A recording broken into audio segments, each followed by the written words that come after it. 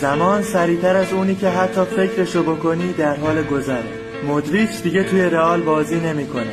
سونو دیگه تو لباس تاتنهام نمیبینی. نیمار و دل علی استعدادهای درخشان نیستن. توماس مولر دیگه برای بایر مونیخ بازی نمیکنه. عمارت مهندس نیمه تمام رها شده. قلم نقاش شکسته شده. دیگو ژوتا همنشین پله و مارادوناست، نه هم تیمی رونالدو و صلاح. هازارد و گرت بیل رو دیگه تو زمین فوتبال نمیبینی.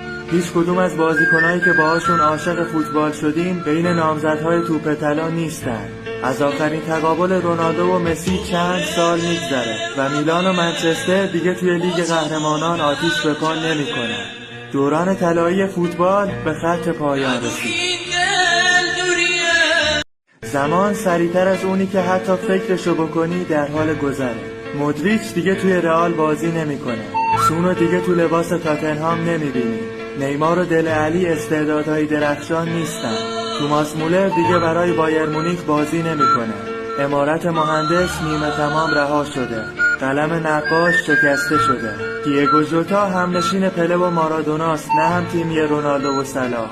هازارد و گرت بیل رو دیگه تو زمین فوتبال نمیبینی. هیچ کدوم از بازیکنایی که باهاشون عاشق فوتبال شدیم بین نامزدهای توپ طلا نیستن.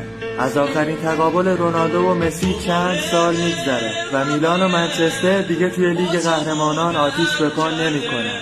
دوران طلایی فوتبال به خط پایان رسید.